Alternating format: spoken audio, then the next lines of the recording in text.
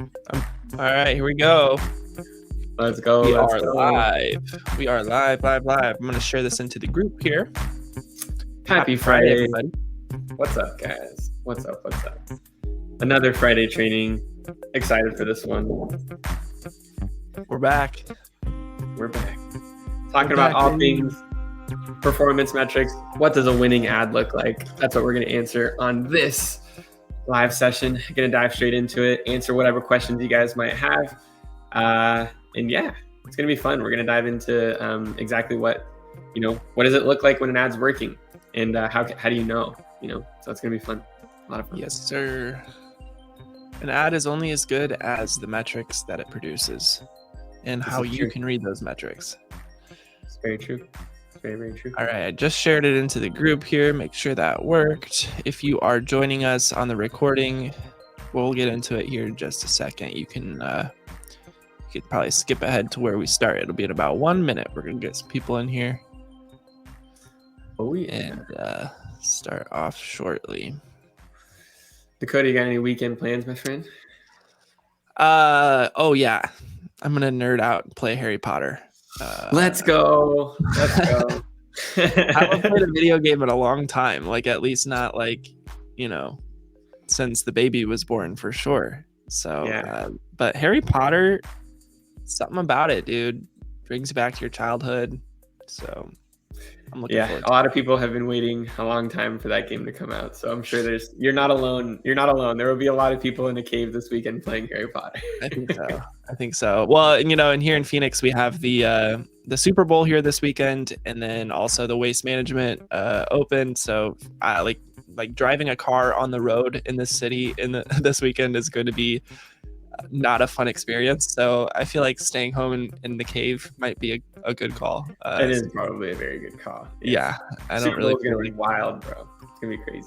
The Waste Management alone is always wild. Now we're layering that on top of the biggest sporting event in America. It's gonna be crazy.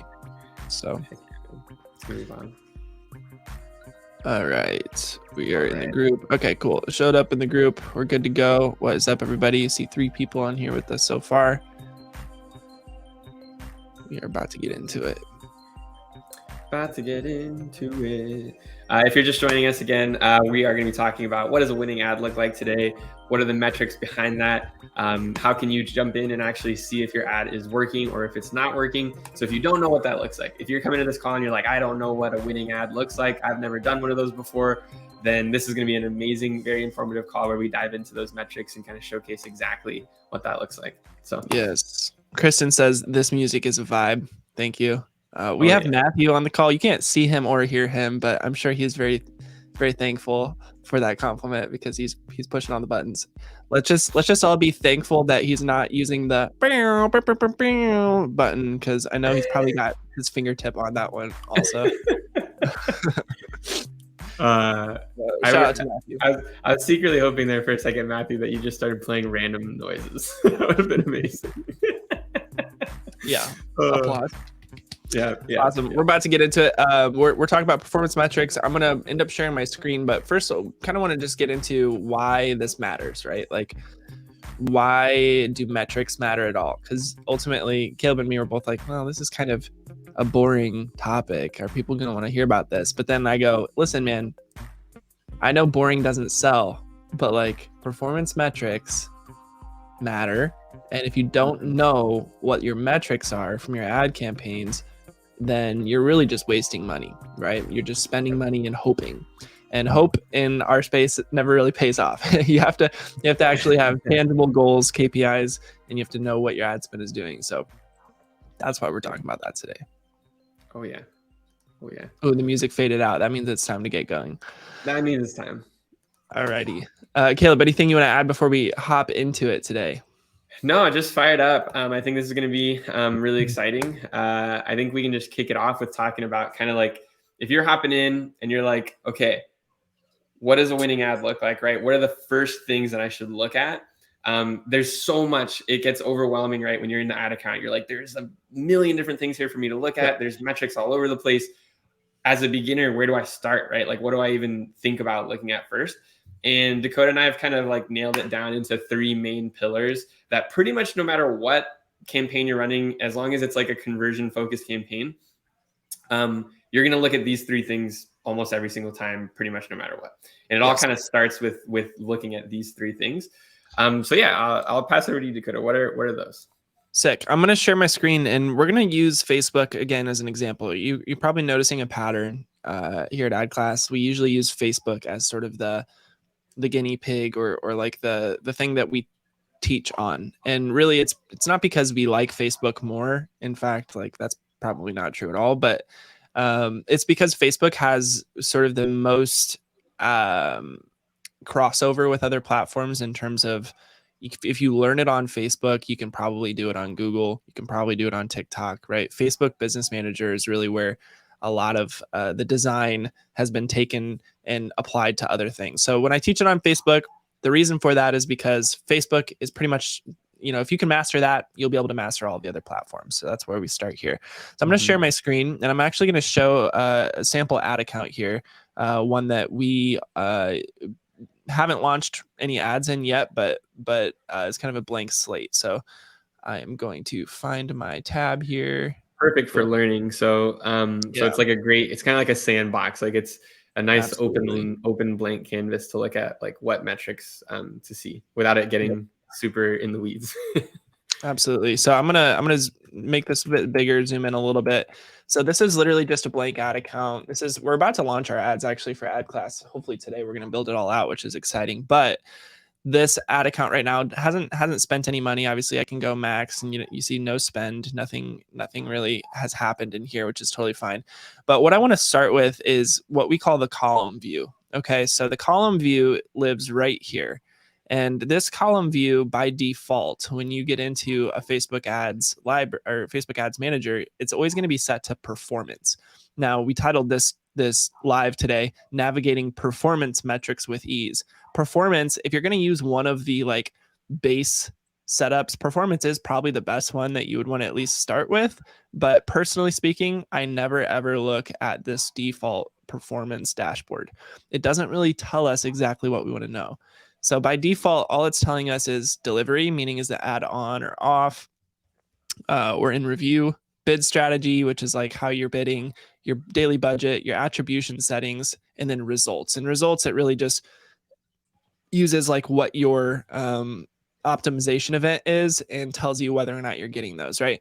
And it's all in sort of a weird order. It doesn't really make logical sense the way that they order all of this. So the very first step to basically make sure that you're navigating performance metrics the right way is to reset your column view. Okay, we need to customize this thing.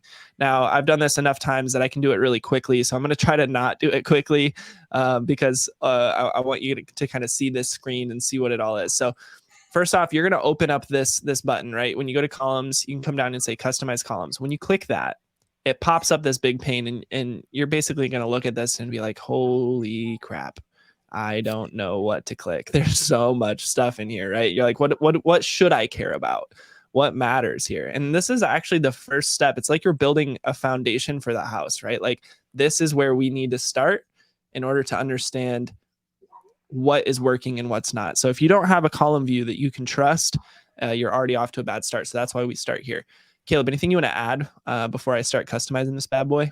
No, I mean, like, it just kind of like, I'm glad that you're sharing the screen, because like a few minutes ago, we were just talking about how overwhelming it can be when you're getting in these accounts for the first time. And so like, this is, a firsthand look at how overwhelming it can be. And so, yeah, we're going to just dive into simplifying this so that you guys are like, okay, if I'm starting out, what do I actually care about right away? Right. So that's what matters. All right. So first things first, I'm literally going to just delete everything from this default view. So I click these little X's over here. I get rid of everything.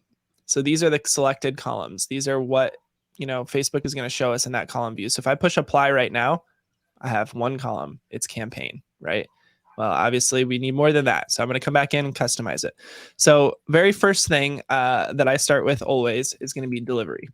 Delivery was already on that other one. Delivery is going to tell us, is the ad on? Is it off? Is it, in review? That's pretty easy. So delivery is first. The next thing I'm going to do is budget. Budget is how much money you want it to spend on a daily basis, right? budget is pretty self-explanatory, but for campaign budget optimization, which is what we run most of it here at AdClass, you're setting that budget on the campaign level. So that's why it's important to have this rolled up here. Then if you know budget, you also need to know how much have I spent, right? So amount spent is the third thing. So already, if I just push apply now we have the campaign name, we have the delivery, is it on or off? We have the budget, how much is it supposed to spend a day, and then we have the amount spent. So now I have a really good idea. First and foremost, cool. How much has my campaign spent? How much is it supposed to spend, etc. Come back in here, customize the columns. After that, this is where I start to kind of probably at AdClass, we strayed from traditional column views here, probably just a little bit. So what we like to do next is reach. A lot of people like to use impressions. We like reach. Now you might be asking, what's the difference between impressions and reach? Well, Facebook actually tells us right here. So this is the number of accounts that saw your ads at least once. Reach is different from impressions because impressions may include multiple views of your ads by the same account. In other words, if Caleb sees my ad twice, that's one reach because it's one unique person seeing it, but it's 2 impressions because impressions count it for every single time he sees it, right? Regardless of whether he's a new unique person. So I personally like reach because what I pair reach with is something called frequency. Frequency is the average number of times each person has seen your ad. So if you really think about it, if reach is the number of unique people that's seen your ad and frequency is the number of times they've seen your ad, you can multiply those two together to get impressions, right? So impressions in my mind is kind of a basic thing because it doesn't really give you any visibility into how many times people have seen your ads, right? That's why I like to use reach and frequency separately. So now we have that into our ad campaign, right? We have reach and frequency. Now, what that allows us to do is get into the click metrics. So next thing that we're going to do, I always type in the word unique up here. Once I type in that word unique, it's going to actually show me all of the unique metrics that I can get. Unique meaning that it's basically taking from a unique person's point of view. It's not counting total clicks. It's counting basically clicks from unique people, right? If I did this. So what I like to do is unique link clicks, number 1. After unique link clicks, I like unique CTR. So these are pretty self-explanatory. Unique link clicks is the number of clicks based on unique accounts. So once again, if Caleb clicked an ad twice, it would only count as one unique click because he's not a unique person the second time. He's still the same person. So, unique link clicks helps us understand how many people clicked that are different. It's hard to explain, but hopefully that makes sense.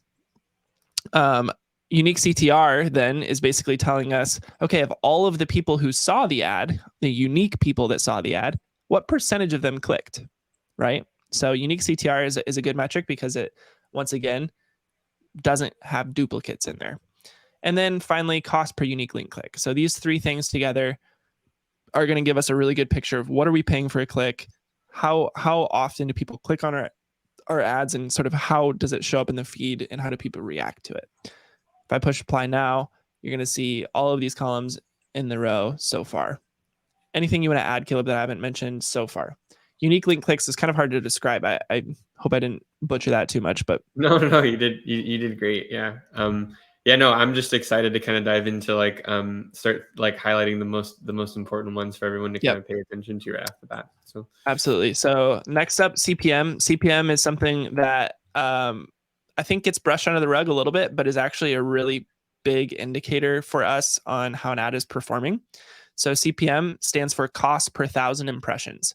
So the way that I like to explain CPM for people who have never really thought of it before is think about a billboard, right? So media buying back in the day used to be a lot simpler. It was basically you would call up, a company, let's say it's a billboard company, and let's say that you wanted to put a billboard beside a busy highway in your town. So maybe it's Highway 10 here in Phoenix. It's Super Bowl weekend, so putting a billboard up on Highway 10 for Super Bowl weekend is probably pretty costly. Well, how do they quantify that? They quantify it by how many people drive by it on a daily basis, right? And so that is sort of the total reach possible. And so they would charge you based on that. They would say, well, hey man, this billboard's $10,000 to put your ad up on it. And you're like, well, that's expensive. I got a billboard in Oklahoma City last week for $1,000. And they're like, yeah, but no one's driving on that highway in Oklahoma City. It's 10,000 here because we have a lot more reach, right? So CPM is basically the exact same thing, except for with the population of Facebook, right? So Facebook assigns a cost to every 1,000 impressions that your ad serves. And that cost is assigned based on a ton of different factors. The main ones are going to be audience size. The bigger the audience, the cheaper the CPM typically. The smaller the audience, so like retargeting and certain lookalikes, those are going to be more expensive. And then they also look at your quality, your ad quality. If your ad is really good, a lot of times they will discount your CPMs because people like to see your ad. They like to engage with it. If your ad stinks and people hate it and they don't engage with it and don't click on it, your CPMs are also going to go up for that reason, because Facebook doesn't really want people to not like using their platform. Right? So overall, CPM is an interesting one. And what it can really tell you is how is your ad costing compared to other offers. A lot of times CPMs we see somewhere in the $30 to $60 range. So that's, you're paying $30 to $60 for 1,000 impressions. And that's for conversion campaigns, right? Some people will be like, oh, my CPMs are $2. Well, you're probably running an awareness campaign or a reach campaign or something that isn't driving conversions, right? So that's CPMs. Yeah, I'll just throw one other thing in there. I think one of the things that also a lot of people, when they're starting with ads, don't realize about CPMs is that your landing page also directly affects CPMs. So Facebook has like crawlers that when you launch your ad, it'll go actually check out where you're sending people to. And if they feel like your landing page is like spammy or scammy or like not well done, or it's just like not a great page, they'll hike up your CPMs because of your actual landing page. So you have tons of advertisers when they're getting started who are like, man, my CPMs are so high, but like I changed my audiences, I changed my creative. I don't get why they're charging me so much, but they don't actually take a look at where they're sending people. Yeah. And when you do that, you'll realize a lot of times by making some simple tweaks on the landing page, you can actually get your CPMs down as well. So yeah, and also, I mean, what the other factor I think on CPMs that we haven't mentioned yet is just seasonality, right? So Caleb, when are CPMs the most expensive? Yeah, so obviously CPMs are going to be expensive when everybody else is advertising too, right? And so those peak seasons you usually see are going to be things around like Black Friday, around Christmas, around time like political season too, right? Like when everybody and their mother is advertising, right? That's when CPMs have a huge spike too. So exactly. So that's CPMs. It's kind of a complex metric, but once you start to understand it, you actually get a really good feel for, is your targeting good? Is your, is your creative working? Is your landing page quality? All of this stuff. CPMs give us a good insight into that, especially when mixed with click-through rate and cost per click. So yeah, that's that. All right. Then it gets fun, right? Then after these are like what we use for every account, right? These first, 10 metrics or so, whatever it is.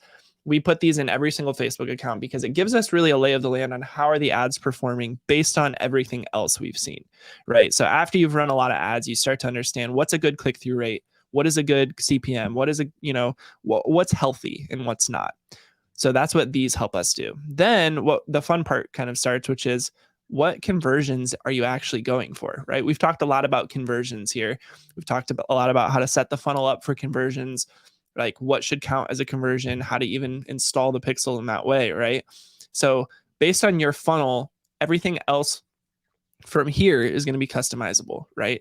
And so I'll save this as a preset really quick. This is how you save your column view. I just call it, Dakota, whatever. Once I push apply, you're going to actually see it down here as something that you can load up, and you can set it as your default as well. So now I have that as my default. So when I load Ads Manager, it's going to show up right there. And then after this, we're going to get into the conversion events. So if you actually scroll down to standard events, we usually recommend that people set up standard events in their funnel. And usually for like the VSL funnel, what we use is lead or completed registration first, we'll probably throw like content view in there as well. And then schedule, right? Appointment schedule. You can use really any of these that you see fit. I would say that you probably want to use the ones that are most descriptive of the action in your funnel, because Facebook does standardize these across all funnels. So it knows what a lead looks like, even if your lead in your funnel is a little bit different from, excuse me, from somebody else's lead, right? So it's basically going to pull lead data from across the board and say, hey, this guy wants leads in his funnel. I'm going to show it to people who I know turn into leads in other funnels, right? Yep. And so that's the important part with standard events when you're setting them up. Mm-hmm. So let's just pretend that in this funnel it is leads. Okay. Here, I don't actually use unique anymore because Facebook, for some reason, doesn't like to tell you the metrics on unique events anymore. So I will select leads and I will select cost, right? So total leads and then cost per lead. I'm going to actually deselect these two boxes just to clean things up. So it just shows leads. And then this is going to basically add to my column view now, how many leads did these ads generate and what was the cost per lead? Let's just say one more event that we have in this funnel is appointment scheduled. That's usually one that we run in our funnels. Appointment scheduled, total and cost. I'll deselect that little box again here. It's just going to show you too much information that you don't really need if you keep that selected. And then cost per schedule here. Quick question for you, Dakota, that some other people might be wondering too is, so you mentioned how like on a lot of these events here, Facebook took away the ability to track uniques. So one, do you ever like run into issues with reporting there inside of Facebook? And two, do you notice that Hyros or some other sort of tracking software can help fix that problem? Yeah, I mean, so basically what happened was iOS 14 came out and Apple gave people the ability to opt out of tracking across apps. And a lot of people have done that. And you can't blame them for that. Who wants to be tracked? So what that means is that Facebook now, pretty much everything after click is not nearly as accurate as it used to be. So clicks, Facebook knows 100% with certainty how many people clicked your ad because it happens on Facebook. There's certain metrics that happen on platform that Facebook has complete visibility into. What percentage of videos do they view? How often do they click your ads, right? All of that stuff is pretty accurate. So, but after they click that ad, if they go to a website, even if you have a pixel on it, you are not getting complete visibility into what happens from Facebook's point of view because people can opt out of tracking now. So basically, if someone clicks on your ad and goes to your website, you have to know that anything else that Facebook tells me, like number of people that turned into a lead, number of people that booked a call, it's always going to be a guess. It's not going to be completely accurate. Facebook might try to tell you that it's somewhat accurate. It's not going to be nearly as accurate as if you actually have the data on the back end. So that is where, platform like Hyros comes in handy. Triple Whale is one that we've heard is really good as well, but we're Hyros partners. So we always love Hyros. We've used it for all of our accounts. And so that's something that like helps you bridge the gap between what happens on the ad platform and what happens in your funnel and after the fact. So imagine with me, like somebody clicks on an ad, they put in their information, become a lead, but they've opted out of tracking. Facebook actually can't tell you if they became a lead or not with certainty, right? Mm-hmm. But platforms like Hyros, since they opted in and gave you their information in that funnel, they can track that. Right. And so Hyros, what it can do is say, hey, email so-and-so on IP address so-and-so, clicked this ad because I saw the URL parameters and then went on to purchase. Right. And now as an advertiser, I have that data. It helps bridge the gap. Without something like that, a third-party tool, Segmetrics, Triple Whale, Hyros, there's tons of them out there. With Google Analytics even could do a decent job here if you're sophisticated enough to set it up. Without something like that, you're really guessing at what's happening after people click. It's a really good point, Caleb. Yep. Cool. Yes. So these are the main performance metrics that we're going to put in the ad account. What we do now, it's one thing to like have these, right? And to look at them. Now that I have them, I can look at what's happening today, what's happened yesterday, what's happening over the last 7 days, right? What's happening over the last 14 days. and you can start to get an idea for how your ads are performing. But this is only helpful if you're actually keeping track of it day over day, right? Now that we have these metrics, we want to know, how are our ads doing relative to how they were doing yesterday? Are they improving? Are they doing worse? How do I even know that, right? Like, what is good is sort of a question that we get a lot. So I'm going to actually open up, I'm going to stop sharing my screen. I'm going to open up what we call the PPC sheet, which I do want to rebrand eventually because kind of a boring name, but it's very relevant sheet. But this is where we track everything from our ad accounts. And it looks something like this, right? This is a PPC sheet. Basically, what we do in this sheet is we take all of the information from the ad account and just enter it day over day. Super easy. There's actually plugins that do this for you. Adveronics being the one that we recommend. It's free. It's really nice. It'll actually pull all the data from your Facebook account and put it right into a Google Sheet. But for the sake of this this sort of tutorial, I'm literally just going to enter some random metrics here to show you guys how these metrics actually work, right? So let's just say on Tuesday, November the 1st, we spent $100. Okay. Ad spend was $100. On that ad spend, let's say it generated 5,000 impressions. Well, already we can start to see that some of my formulas are updating, right? I told you earlier that cost per 1,000 impressions is what CPM stands for. So literally, if I spend $100 and get 5,000 impressions, our cost per 1,000 impressions is $20. It's 5,000 divided by 5, right? So basically, this column here will update every day just as I enter in my ad spend and my impressions. Let's just say on these impressions, we had a reach of 4,000, okay?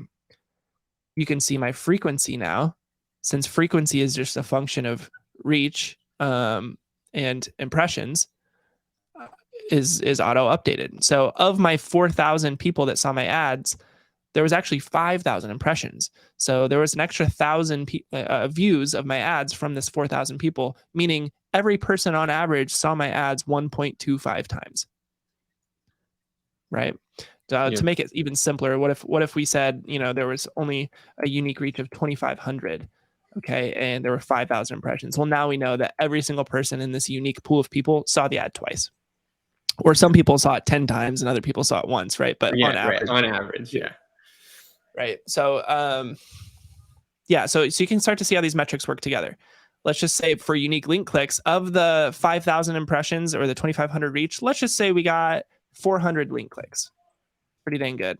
Let's actually put it at 200. It's a bit more reasonable.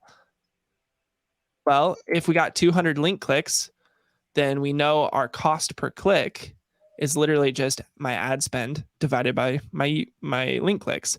How much did we spend? $100. How many clicks did we get? 200 clicks. Well, we paid 50 cents for a click then, right? Mm-hmm. To make it even simpler, let's just call it $100 clicks. On $100, we got 100 clicks. We paid $1 per click.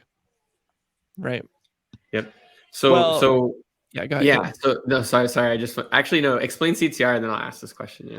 Yeah. So last thing here, and of course, the Facebook platform is going to pull all of these for you. I like to keep them as formulas because it helps you understand exactly what these metrics mean, right? And once you understand what they mean, you become a much better media buyer. So CTR here, we actually do unique CTR. That's what that U stands for. So what we take is the reach. Or the unique link clicks divided by the reach. So what this is telling us is we had 100 clicks on 2,500 people that saw our ads. So what percentage of this 2,500 people clicked the ad, right? In this case, 4%. 4% of 2,500 clicked the ad, meaning we had 100 link clicks. 4% is a really good unique click-through rate. On average, we shoot for about 1% or better. So in this case, you're really crushing it with the ad creative. So that's where I was going to go next with the question. So I think just to kind of like at the very beginning of this training, we talked about, okay, what matters, right? And when you're getting started, like what should I be looking for? And right here, for everyone that's watching, what Dakota is going over right now, this is like where you look first, right? Yep. So a lot of people come to us and they'll say, well, hey, how do I know like if my campaign is working, if like I don't have purchases coming in from it yet, or if I don't have calls coming in from it yet, or whatever, right? People want to know if their campaign's working as early as possible, because they don't want to like spend thousands of dollars to see like if they're going to end up getting that purchase. So the very first early signs of a campaign working or not working come from exactly what Dakota just talked about, which is the three main pillars: CPM, CTR, and CPC. Your cost per impressions, your click-through rate, and your cost per click. Okay, those three things will tell you if your ad's even off to a decent start or not. It's not a guarantee that if these things are in KPI that the rest of the campaign is going to work, but almost always it's a surefire way to know if it's not going to work if these things are completely out of whack right off the get-go, right? Yep. I think, I don't know, Dakota, if you want to add anything to that, but no, man. Yeah, exactly. And like we said earlier, these are metrics that you will see on every single ad campaign, regardless of what happens after the click. So this is really telling us a lot about the ad creative and the targeting, right? Yep. Doesn't matter about the funnel at all, because we haven't even gotten into what happens after they click yet. This is all stuff pre-click, like, you know, and up to click. And so it's going to tell you, is your ad creative good? Is it resonating? Is your audience dialed in enough, or is it too broad or too narrow? And are the placements that you chose good? Is it on, you know, as an example, if you're showing your ads on Reels and not the main feed, maybe you should switch that up, right? Because potentially this could give you some insight into that.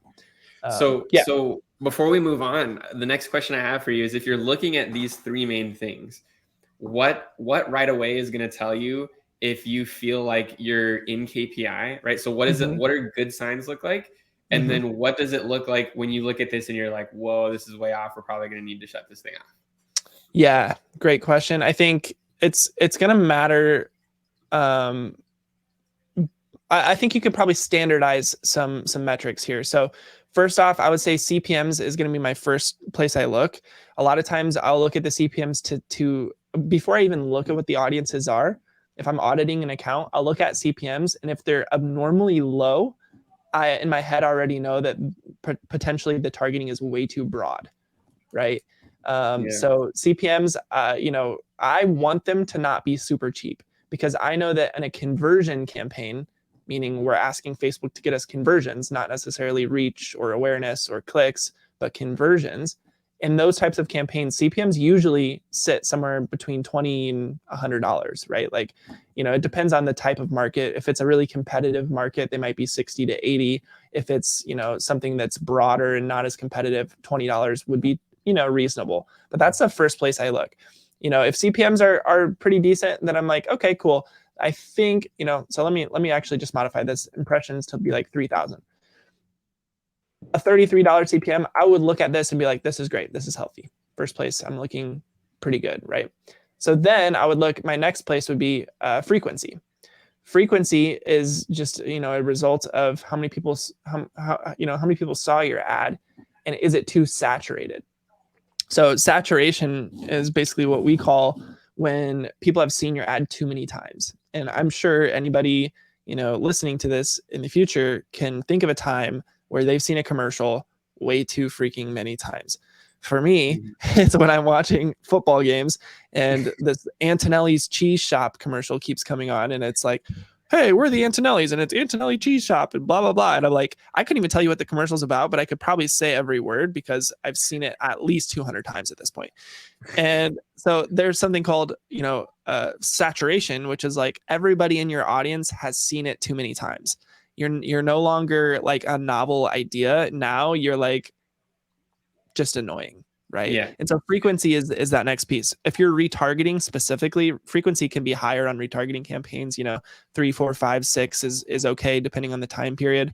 But on a day by day basis, like if I'm just looking at one day, and this frequency, let's just say it was, you know, 3, and this is cold traffic on a 1 day view, I would be really concerned with that number, right? Because I would be like, ooh, if this is cold traffic, we should be finding new people. We should not be recycling old people. So I want that number to be as close to 1 as possible if it's cold traffic, right? So I would want my reach to be like, you know, 2,500 or whatever. 1.2, that's pretty healthy. So that's something you want to look at as well. And then finally, to answer your question, Kayla, like what else would I look at to see, was it working? Is it a good ad? Should I scale even if I don't know conversion metrics at all? Cost per click and click-through rate, like click-through rate being the main thing here. So click-through rate, like I said earlier, usually with conversion campaigns, I don't care as much if the click-through rate is super high. What I'm looking for is a unique click-through rate of above 1%. If it's above 1%, then I at least know that it's resonating with 1% of my target market. And I know that based on that number, we can probably get the funnel to convert pretty well. Of course, the higher that gets, the better, because everything else gets cheaper along the way. So, some of my best funnels run at like 3%, 3.5%. But it's difficult. That's the difficult part in this industry, to get that click-through rate up for sure. Yep, absolutely. Okay, so just to recap, CPMs, you like them to be in kind of a range of like 30 to 60-ish. That's kind of like like, as long as you're in that ballpark, you feel like it's something that you could make it work, right? Frequency, we want to be like sub 1.4, probably, I would say, on a day-to-day basis, right? At least. And then for CTR, you want to be above that 1%. Yep. Cool. I think so. Yep. Those 3 things will help us make sure that we're off to a healthy start with our metrics. Right. And then basically everything from this point and on, the actual conversions are the most important part for your business, but they are also where every business is going to be different. So I can't set a standard, this is good, this is bad for these things. But, let's just say, so in this hypothetical scenario, we got 100 clicks, right? 100 people viewed that landing page. Well, if we're collecting email, just a lead, on that page, usually we're shooting for about 20% opt-in rate. So in that case, of the 100 clicks, we get 20% of them to turn into a lead, right? And so if I had 20 leads, then now I know my cost per lead is just $100, because I spent $100 on this day, divided by 20. So cost per lead is $5, right? This is a really healthy cost per lead, by the way. And then I just said, as I was saying that, I said, well, we want our landing page to convert at 20%. We also have the formula here to show, right, what percentage converted. So this is literally just leads over clicks and then turned into a percentage, right? So 20%. Well, then maybe, we know that eventually after you're running traffic for a while, you say, hey, well, I know that only 10% of my leads turn into calls. Maybe that's a metric that you've figured out over time. That's something you could improve over time, but let's just say that's the case. Well, 10% of 20 is 2. So let's just say, I get 2 calls on 20 leads. That turns into a $50 cost per call and a 10% conversion rate on these calls, right? On this day, let's say we also got 1 sale. You would put this into your sheet as well. This LC percentage tells me what percentage of my leads turned into a sale. Well, 1 out of 20 is 5%. Let's say the sale was worth $200, then now I can see I made $200 on this day and I spent $200 on this day. So my ROI was $100, or I spent $100 and I made $200. So my ROI was $100, right? So then my return on ad spend was 100%, or we would call that also a 2 ROAS. And that's it. I mean, that's all of the performance metrics that you'd be looking at on a day-to-day basis. That's it. Yep. So I know that for those of you that are new to this, that are watching, you might be looking at the spreadsheet like, holy cow, like this looks intense. There's a lot going on here. But literally, I mean, Dakota started sharing this sheet, this PPC template that he's got here. He started sharing that, I don't know what, maybe 10 minutes ago, maybe 12 minutes ago. And you were able to go every single column and explain every single thing that's basically happening in this sheet, right? So even though it looks crazy, it might look intimidating, there's really only a few things that you have to be like checking like a hawk, right? And if Dakota can go through in 10 minutes and explain every single column in great detail, then, once you actually understand everything, you, as a great media buyer, as an expert media buyer, you can hop into those sheets, and within a very few short minutes, you should be able to tell like what's happening and what's going on. And it's no longer this thing of, I'm spending hours and hours trying to figure out if it's working or not. No, you can make a decision. Like Dakota or me could hop in that sheet right now, look at a single day, probably tell you in 30 seconds, like if there's a problem and where the problem is, right? So completely. Yeah, and I think and it's important to know like why to fill that out too. That is exactly why. It's because it lets you diagnose what's happening day over day. So you might get a question, from a business owner that's like, "Hey, what happened last Tuesday? We were doing great until last Tuesday. Where do you go for the source of truth? You go to Mm, your tracking sheet, your yep, PPC, and once you get in there, you can see what exactly happened, right? yep, yep. So it's really And good. And yeah, go ahead, Caleb. well, I was just gonna say, and then like this is for everyone who is like not necessarily a business owner, but for all of the media buyers or people in the agency world, this is a huge asset and resource for you to utilize with your clients. We can't tell you how many people have been blown away and really excited and just like that you can tell that they just get so much value out of the fact that we tell them, look, every single day you're gonna get an itemized report of like how everything is performing, right? It's not like you got to wait a week, you got to wait a month for this report. Every single day, you'll see that line by line, and it's updated daily Yep.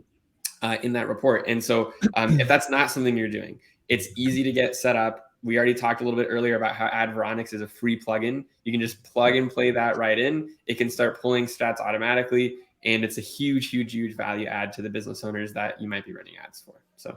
Yeah, and it also lets you do really fun stuff like create data studio reports. So we have, once you have that data in one place, you can just plug in different things to kind of visualize the data. So this is a data studio report for one of our clients for the month of January, as you can see.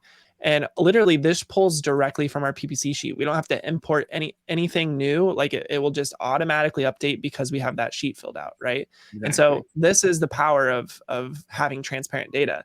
Now I can see, in the month of January, and I could change this, I could change any of these columns. In the month of January, I spent 30K and made 120 for this business, right? Now, when I deliver this to the stakeholders of the business, they can look at this and say, oh, wow, this is really clear. Like, I have the real transparent data, and then we also on sheets like this put like cost per call and cost per lead and all that stuff. You can pull any of that data. So powerful, dude. This is so powerful. And then Hyros too, obviously, like this is a Hyros screenshot, from, October through the end of the year, Q4, basically for this company. This is another way that you can visualize this data. And, but Hyros isn't going to give you all of those front end metrics that Facebook does. And that's why we kind of combine the two, right? You can see, okay, I spent 183,000, made 1.27 million in that 3-month period. Hyros is going to actually paint the picture a lot more clearly than, many other platforms will. One more example here on Data Studio, how you can kind of visualize the data. Here's my spend, here's my revenue, here's my ROAS, right? So without that PPC sheet, you have no way of visualizing this stuff. Which I think is super important. Oh yeah, that's it, guys. That is it. That's our training. That's our training. So yeah, guys, you guys already know Fridays we're doing this every single week. If you guys have topics that you are wanting to learn about, anything in the marketing, advertising world, please post in the group. Let us know. Ask your questions there. We want to help. Dakota and I are doing this for free, literally just because we want to give back on. We've spent years learning all of this stuff, right? And we're like, hey, if other people can learn it too and either implement it in their business or go help other businesses and you learn that skill and it benefits you, awesome. That's what we want to do. We just want to help people out. So any other closing remarks, Dakota?